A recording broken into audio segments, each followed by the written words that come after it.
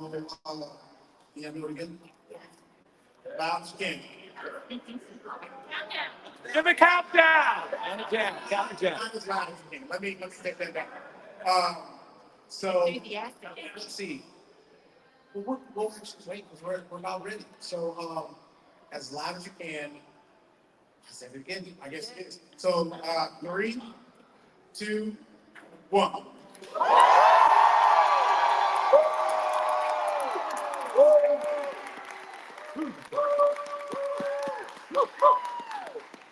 All right, so my pleasure to introduce to you guys Steve Downs and Jen Taylor.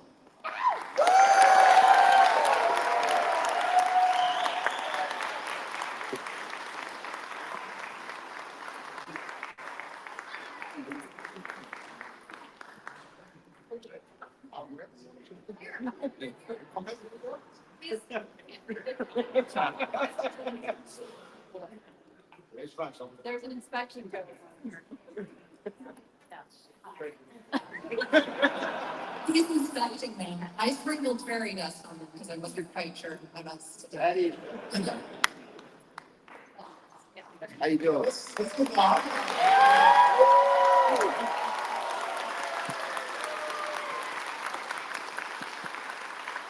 Thank you all for being here. Dismissed, officers. There you go. So, I know we're going to have a lot of questions. So,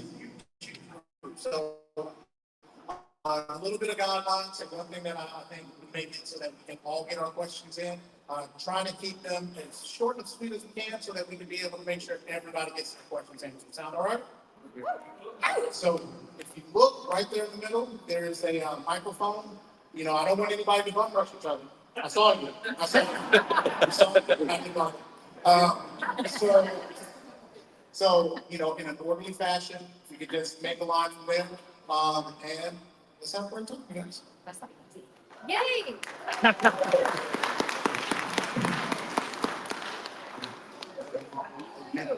Do I need to turn it off? Let's start with, hi, my name's Jen Taylor. I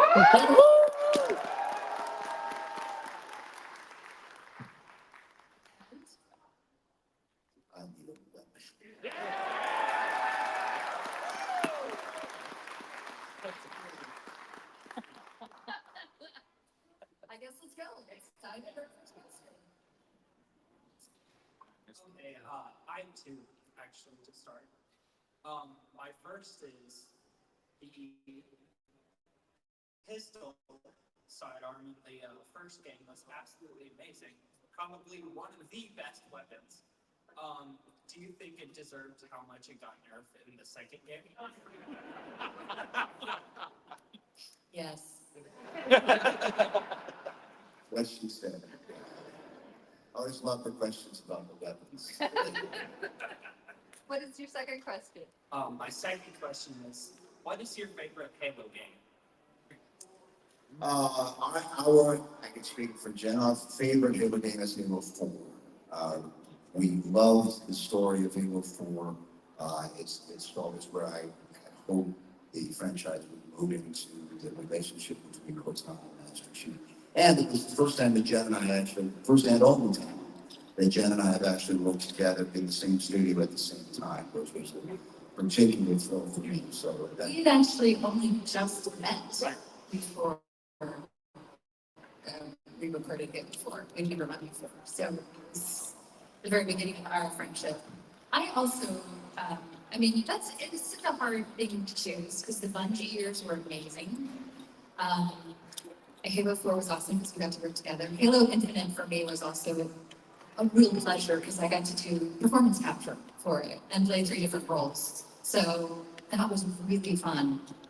So it's hard to choose, but that's. I would say 4 and Infinite, but it is kind of like picking your favorite kid. So it's choice, yeah. Thank you. Anyway, I disagree with the pistol there, but thank you.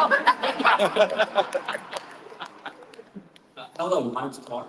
My question is kind of the same for the both of you, and I just one for Master Chief. But my question I have is, out of all the lines y'all have had for both of the characters, a lot of them have booked a lot of most of the players, obviously, but I'm curious as to which ones got to you the most when you were delivering. Which story? Which line? Well, there's several. I mean, there's the fun ones like relax. I'd rather not pitch this thing off. It's a personal favorite, but from an emotion standpoint, it's really the end where Lasky and the chief are on the bridge towards the end of Halo 4, and Lasky, one-on-one, and the chief, of course, is completely stoic. And Lasky finally says something about you're not just machines, and then she finally speaks as if to himself, saying, she said that to me once about being a machine. And that's sort of, that was, like I said, at the tail end of Halo 4. So that line always was resonates, I guess. I've waited so long to do that. And also, welcome home, John. That one, like, and I feel like they made us record that scene over. Oh, God. It's like, I cried. I can't remember, this came out very recently. I don't know if it was online or something, but it was about the line where you say, waiting so long to do that. Was that it was a suggestion for the first time that Cortana was taking a physical form. And actually touching, which up until that point, her hand would have gone right through it, but as a matter of fact, she did touch it. I don't know, I thought it was sort of an interesting take on that particular scene. And for Master Chief, That Cortana had taken human form. Yeah, right. And for Master Chief, I was just curious, in your opinion, what do you think his favorite weapon would be of all the weapons he steals on the battlefield and uses? Favorite weapon? Yeah. Assault rifle, big fan. That's a lot of damage quickly. Gets things over with in a hurry. Thanks both so much. His fists.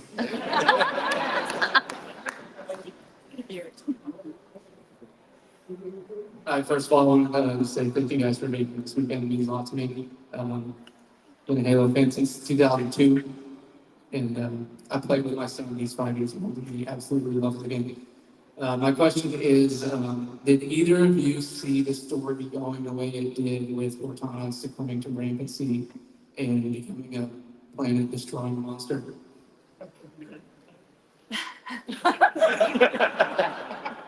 Love you, Jen. I don't know. I guess we sort of had hints of something like that in 3, right? But I wasn't sure we were gonna keep going. We sort of thought at 3 we were done. That was the end. And so when we kept going, it made sense to me. It made sense. I was surprised, I guess. That's how I felt. Like, oh, right. Oh God. And we have to go do. Yeah. I don't know that I can elaborate on that. Yeah. It was so fun to do. It was so fun to do. Yeah. Thank you, guys. Yeah, thank you. Hi, I'm Ricky. I've got a question for the Master Chief. Behind the scenes, when you were doing some recording for Halo 3, how do you feel when you met the Arbiter, voiced by Keith Davis? Well, unfortunately, that time I did not meet Keith David. Keith David. Because you put a fangirl. But he recorded in LA presumably, and I was recording in Halo 3 in Chicago. So that's kind of a two-part question. I think that I liked the way they brought the chief and the auditor together. I thought that was a nice, thing, two warriors, finally joining forces, et cetera, et cetera. And then Keith David as an actor, as Jen suggested, I fanboyed all over him. I saw him at a convention in Atlanta many years ago, and I was definitely the geek in that crowd. Oh my God, Keith David. And he couldn't have been more nicer. And then we got to meet again with Jen and I guess it was the three of us at the Halo World Championships last October. Keith was there, Jen was there, and I was there. And we had a blast. We got to do some scenes together. And, He gave me a phone and already texted. yes. So, yeah, he's a great actor. Great singer, too. But yeah, that was a lot of fun. Thank you. Thank you for doing this. You were gonna run up, and now you hi. Hello, my name is Jordan.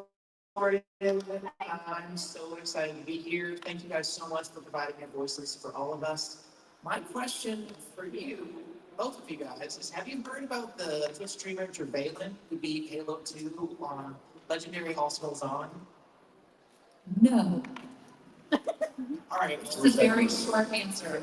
I would like to know more. And Yes, now I will go home and Google.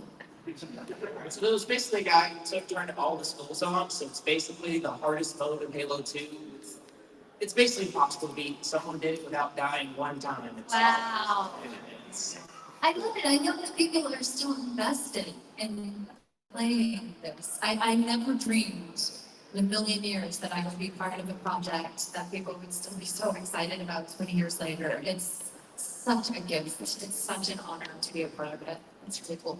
I can't tell you how many times, just today, I heard people say, yeah, me and my buddy, we went back to play, the Master Chief collection again, we do it every year, things like that. And it's just, that's why this game has become, so ingrained in the video game culture. And a testament to how well it was written and put together, that it still holds up. In the case of Combat Evolved, 24 years later. Thank you so much. You can come on. Come on now. Come, do it. Get it done.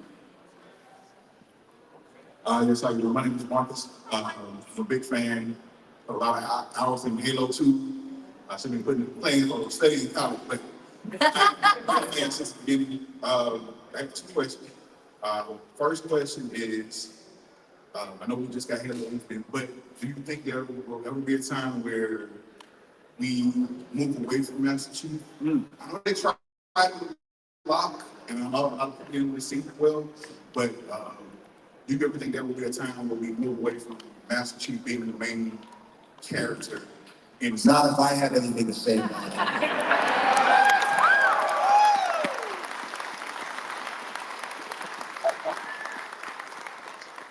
My guess is yes. I mean, we got Halo Wars, right? So like, my guess is that, yeah, they probably will. And they'll at a certain point feel like our story is done. Yeah.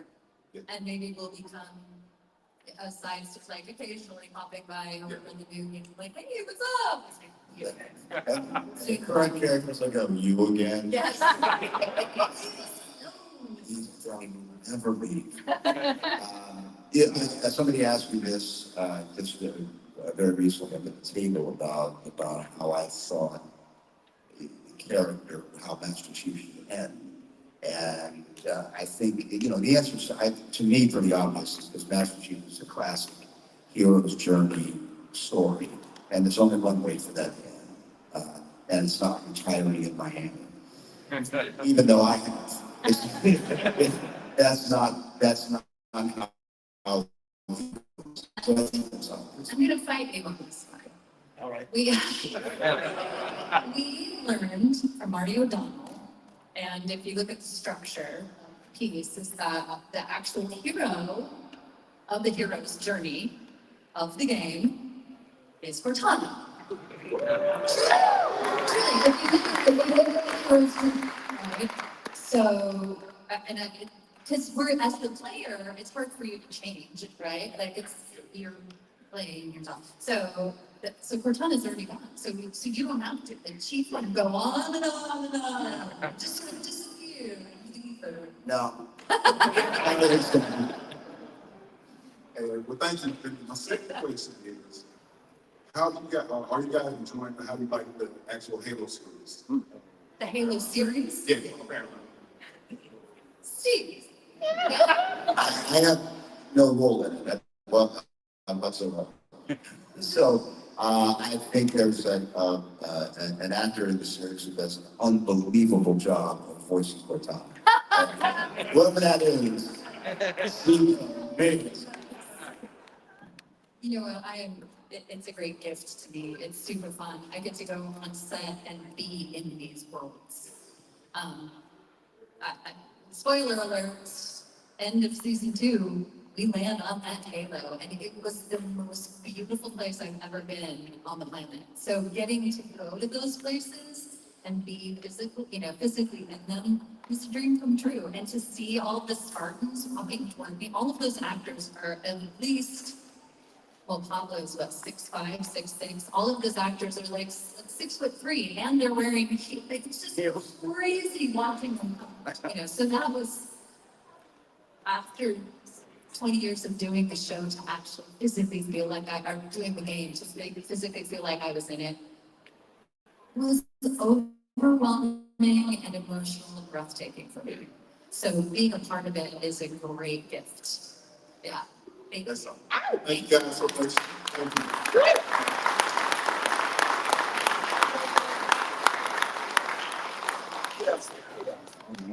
I have a question for Jen. When people think of Xbox, they think of Halo. When people think of Nintendo, they think of Mario. Have you ever considered joining a Sony franchise to think of? Like slightly loose. You know what? Sony call me is like, give me a call. Let's do it. Or at Microsoft, it's Tabletop. There you go. Right? Hi. Hi there, my name's Tim, and thank you for being here. Hi, thank you. Got a question for both of you. I think I will speak for everyone here when I say we all have a lot of wonderful memories with Halo. So my question to both of you is whether it's behind the set, what is your favorite Halo memory? One of my favorite memories was meeting a person who has become one of my very best friends. And this was in 2011.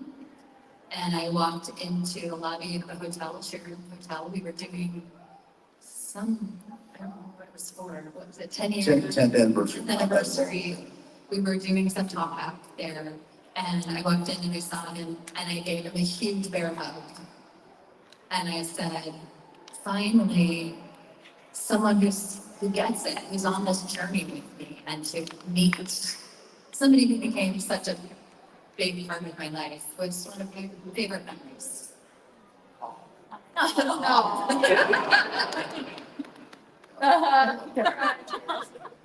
Yeah, that was certainly be Surprising? No. It's right up there. I mean, it's when Jen and I first met, it was, as she just described, it was nobody up until that point. We've been doing it for 10 years at that point, and nobody could have really understand what was happening to us from a not only from a career standpoint, but from really a life-changing standpoint. And it's only gone on exponentially since then. And then when Jen and I first met, it was like, without even saying anything. I mean, we just, we finally had a partner in crime for real this time. And then a few months later, then we actually got to work together. But yes, that was, I mean, there's so many great moments. I think, being at these shows and meeting you all and knowing how much in many cases the game has touched you in a way that for the longest time was difficult for me to grasp. And over time, I've sort of gotten to know how important it was and how many times the game has been a refuge for you or an enlightenment or something that brought you and your current best friend or your husband or your wife or you and your dad got to bond on the touch. To know that we had some small part in that is incredibly satisfying. and humbling and rewarding. So I think it's maybe not one single moment, but a conglomeration of these kind of experiences that are very touching and very moving. I think what's important to note as well is for the first, especially the first three games, but more so for you throughout the series, we record these in a small booth by ourselves. So it's pretty isolating. And so we don't know, I mean, I had no idea really how popular it was. Because my friends didn't play video games and nobody, you know, it wasn't like the face of Microsoft. Like that, right? The voice, not the face. So like you don't really have, it's slightly different. You don't really have a notion of how much it means to people until, as you say, we come to places like this. So that is very gratifying and edifying at the same time. And all this fine. Fine, it's very fine. Thank you. Yeah, thank you. Hey, I'm Jason. Jason. I'm in a position because all the questions I was going to ask, everybody had already asked. That makes me angry. So I would, my closest question to you, Jen. How did you prepare for doing live action series versus how you prepare for doing voice capture for the game? Right. How did I prepare? So I'm a theater actor, which is mostly what I've done throughout my life. And I feel like doing performance, I had done performance capture for Infinite and for the fifth game, and actually for Halsey in the fourth game. There was the Spartan Ops moment, and at the very beginning, Halsey's talking to the Oni guy, and she's sitting there talking about John, and then she puts her hands up on the table. That scene. That was my hands. So I felt like I was understanding performance capture in a way, and it's very similar to theater acting. And yet at the same time, very technical, like being on a TV show or a film, whatever, right? It's very similar. So I felt prepared for that. However, for the show, I was nervous, and it happened, I don't know how much you guys know, but it happened sort of last minute. They were already working on the show, and it was because of COVID, they had shut everything down. So they were about 6 months to a year into shooting the first season before I came along, and I wasn't allowed to tell anybody about it. It was until they announced it, right? But that was several months, so I had to be like, Mom, I'm flying away somewhere. Why? Because I couldn't tell anybody. So that was more of the burden of not knowing, and it being COVID and us having to be, super intense protocol around that. But I felt, as far as the performer goes, I felt ready, and I was also really open to learning how to do performance capture on a live TV, on a show where everybody else is performing. It's live, right? So that was different. I had a different sort of job, and it was trying to just be, I'm really rambling, it was trying to just be as open as I possibly could be to learning and new experiences. That was what it was for me.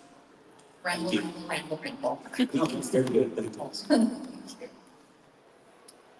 Hey, my name is Ben. I just want to say thank y'all for coming to Alabama and Roll Tide. My question is, with a lot of people considering Halo Infinite to be kind of a flop, where do you think the franchise will be headed?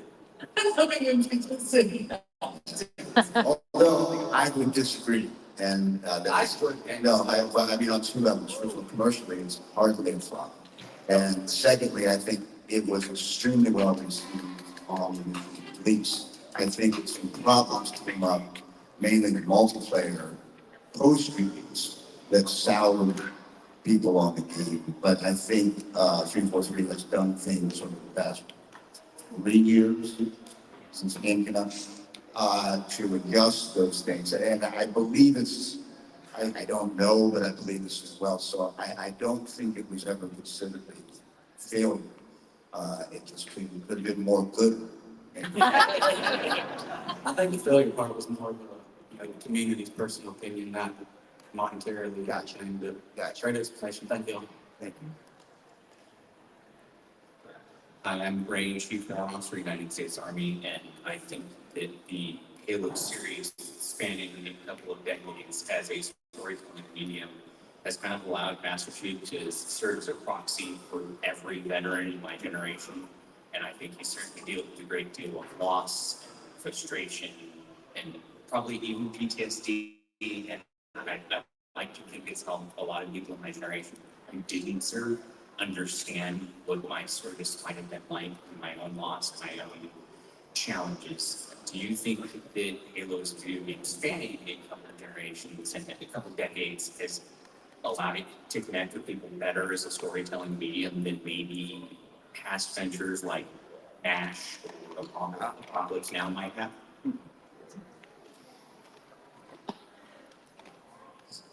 That is a really question. Sorry, I know that was way out. Oh, no, no, no. I waited years to ask. Firstly, thank you for your service. And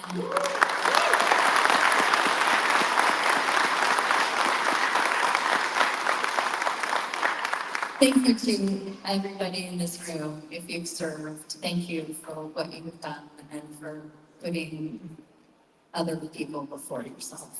It's pretty remarkable. Because it's set in the future, right? He can be, I think, like unlike MASH, which you say, which is set in a very specific war. Yes. The Korean War, correct? If I'm right. Or Saving Private Ryan, or that is said, this, as you say, he can be an emblem for so many warriors out there, anybody can find some sort of kernel of truth, some experience that they have had, with the chief. And yes, I think you've answered your own question just in asking it. Truly, I think that is one of the beautiful things about him, is that you get to see slowly and throughout this hero's journey, you get to see him breaking open, if you will, and that is a beautiful, terrifying thing, I imagine, as any kind of warrior, to make yourself feel, to allow yourself to be weak, if you will. And I use that word, but that's not really what I mean. Emotional, open. And I think it's a lovely lesson, right? It's hard for me to speak because I haven't served my country in that way. So I feel like I am not, really able to speak to that. But that does make sense to me, for sure. I think that two things come to mind when you get that. The first one is, initially, I was surprised when, vets who, had served in active duty and served in combat theaters, would tell me that this is something they would do in their off hours. And at first, it surprised me. Jesus, that's the last thing. I can see you watching Disney films or something instead of that. But so it took me a while to understand what the release was for you, after a hard day's work in real combat, to come back and play a game like Halo. The other thing that comes to mind is, this was the genius of the creators of the game, is to make Master Chief a faceless character, so that all of you could put yourself inside that suit and live that life, as opposed to watching the film with other actors portraying it, and you're in much more passive role, which I think is one of the things about video games in general, is that you are not a passive observer, you are an active participant. And that may have lent itself, in the case of those of you who either were or became servicemen, to look at a character like Master Chief and the Spartans in general as a source of inspiration. And like Jen said, you got to see, this character struggle with his emotions and suffer loss, and all of that. And so you got maybe a more complete picture of what the whole thing is about, yeah, as much as a futuristic video game can do. But those are the two things that kind of comes to my mind in that regard. As your journey as John and Cortana allowed you to connect with veterans in real life elsewhere? I'm sorry. Has your journey as John and Cortana have you allowed you to connect with veterans in real life? Oh, very much so. Very much so. Yeah, definitely. It's an island.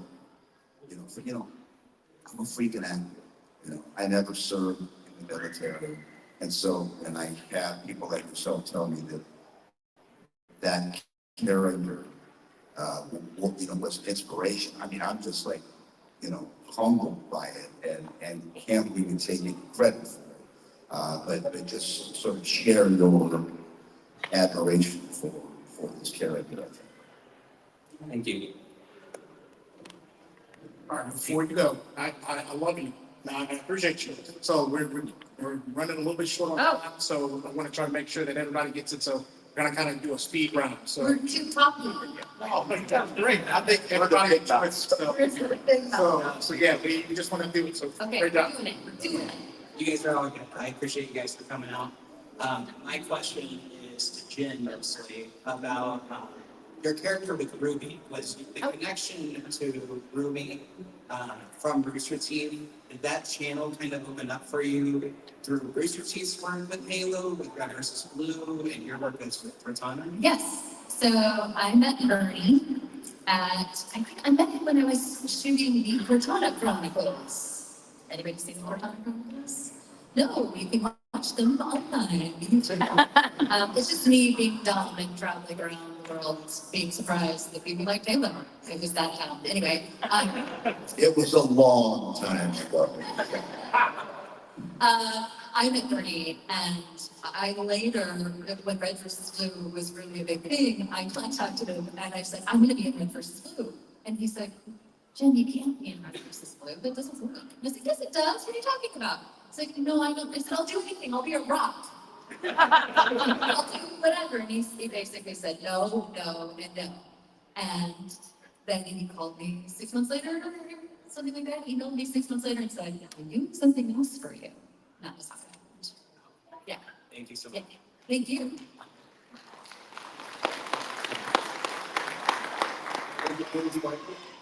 So I have a quick question for Steve, and then I have a request for Jen. Okay. Which was with the answer on that one. Ah. So, Chief, do you think that Master Chief ever met George from Reach? And if so, what was his opinion of him? I don't know. And I don't, because I had very little to do with Reach. I know very little about it. I think they met in the canteen. Yeah, okay, let's go with that.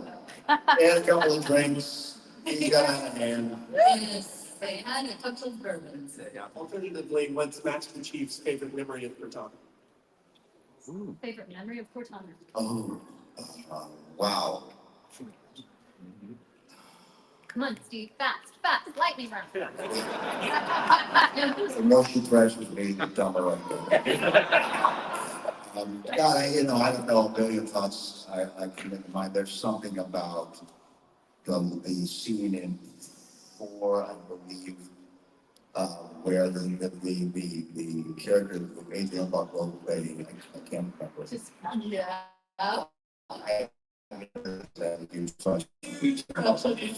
But anyway, and her, she gets wiped out along with the whole scientific, and she gets there, and Cortana's reaction, I believe I have this right, is saying, "You chief, what's happening? Is there anybody here?"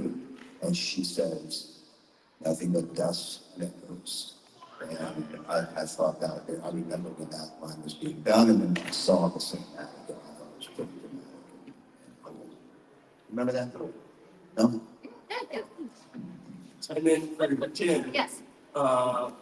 I'll give you an option. Either your favorite line from the Halo franchise in the voice of Salem, or your favorite line from the Ruby series in the voice of Cortana. They're not that far apart. Salem just drops down here, right, and is really pissed off all the time. Welcome home, John.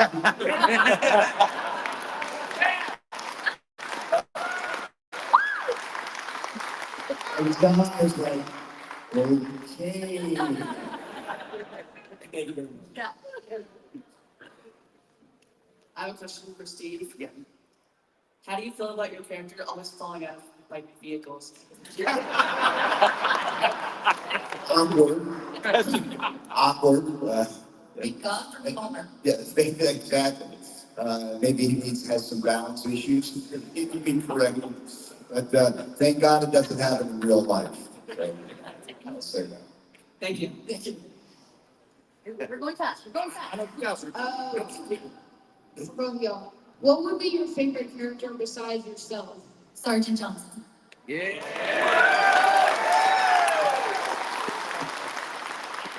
morning, today. I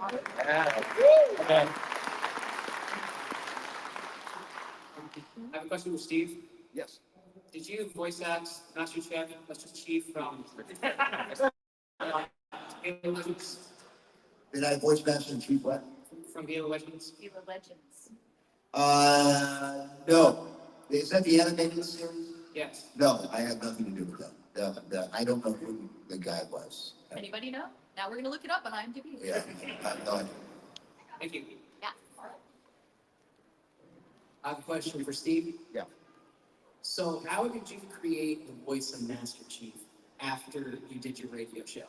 It was Marty O'Donnell and I met. I had actually done a character in a game before Halo called September 4. I say it was a minor character. Marty would say, well, a minor character. But anyway, a year later, they were doing Halo, and so he brought me in and we talked and he described the Halo universe, described Master Chief and all that. And basically, our launching point was Clint Eastwood. He said, think of Clint Eastwood when he was doing the spaghetti westerns. And that guy had a few words, but when he spoke, somebody usually died. And that's when, I could hear it in the first two games where I was really kind of doing Clint Eastwood as best as I could. I think I moved on from that after 2, but when I listened to Combat Evolved in Halo 2, I could definitely, there's some Clint Eastwood in there. So, but that was sort of the launching point and morphed into something. It grew. Yeah, exactly. Thank you all for the memories. Thank you. Thank you. Hey, how's it going? Hi. So I was actually at the HCS when y'all went up and did conference with Keith David. Oh. And I basically wanted to ask, other than Keith David, because I know you all mentioned meeting for the first time there, what voice actor, other than Keith, did y'all have like starstruck? Voice actor? Voice actor? I don't know that I've been starstruck by another voice actor. I would say. I I haven't read been those. starstruck before, but That's all that stories. I don't know if you love this story. I'm interested to get your opinion. I won't tell you. No, I have a lot of respect for a lot of voice actors. One that comes to mind is Tim Dodano, who's the voice of Guilty Spark. The guy is multi-talented and can do a multitude of voices, and I am not that person. Jen does a variety of voices. I'm pretty much a one-trick pony, and so I have a lot. Very good trick, though. I got one trick. But it's a good trick. It is a damn good trick. There are people who are intimidating. Steve Bloom is here, you guys. Holy bonkers. Right? So there are definitely people that you're like, wow, you're remarkable. But I don't know that I've gotten starstruck. But respect, you know what I mean? Like, we'll respect you. Thank you guys very much. Yeah. I think this is gonna be the last one. Are you sure we're gonna do it? No, it's fun. We gotta do it. You're up. We're doing it. Do you think Master Chief will ever go rogue or just Go rogue? Well, he kind of did in Guardians. He went off the rails a little bit there in his search for Cortana and all that. So I felt that was a moment where he, As roguish. as roguish as a devoted military man was going to get, yeah. Yeah, we're gonna do it. No, we're gonna do it. You're gonna go fast. All right. Yeah. Thank you so much. I just want to let you know that y'all are my heroes. So, my question is for both of y'all. Do you have any advice for any aspiring voice actors? Because I have a friend who's going to go into voice acting. I say this, and it's not a joke. Get used to rejection. Because that's the hardest thing, and you will get it over and over and over and over and over and over again. And it's not about you. Tell them that it's not about you. You may not be what they want, but it's not about you. Keep trying, keep going. It's gonna happen. It's part of your job. Thank you, guys. Yeah. Think about how you felt in sixth grade math. It's kind of like that all the time. I have a question for both of you. What's that? So, Peter Cullen's inspiration for Optimus Prime was be strong enough to be gentle, and it's been enduring here throughout all the franchise. So, what's the enduring idea for both Cortana and Master Chief? They're running late between both. Oh, no, that's big. I'm sorry. No, it's okay.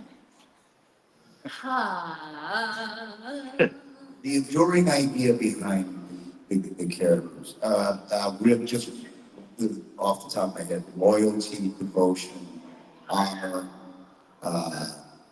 and respect.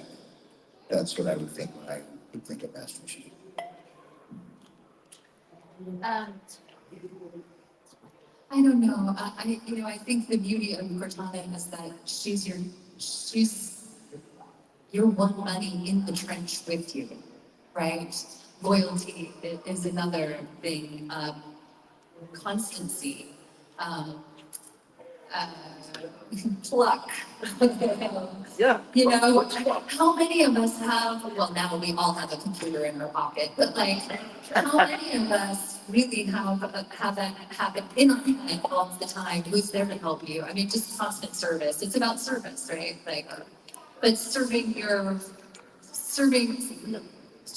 greater good, but truly serving the person in the trenches with you. That's what it's about. It feels to me that way. Thank you. Yeah. It's sort of AI in its best configuration. I Right. think why Cortana takes on a different meaning now as opposed to 20 years earlier because of the advent of AI and how it's touched all of us. So Cortana's sort of the best version of AI. Yes.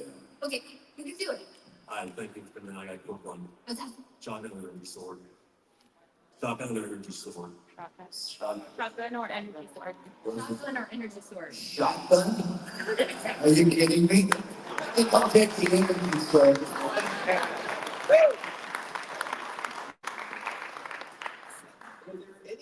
Were there any instructions that you disagree with that you improv your own lines? Well, you would have been fired. Should have said. I mean, you do get to improv a little bit towards the end, right? When they're like, okay, you're now gonna die. So give us some silly lines or give us something that is, I mean, I didn't have to do this very much, but you would, I'm sure, have had more like, okay, die quickly, die short, die long. Die long, You know, die medium. and die like Goofy. Yeah.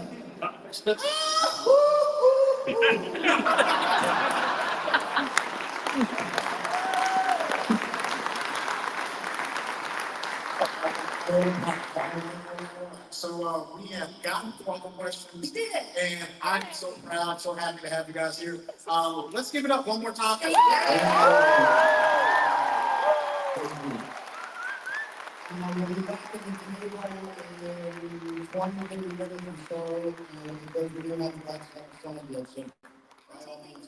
first. It's never fair. Okay.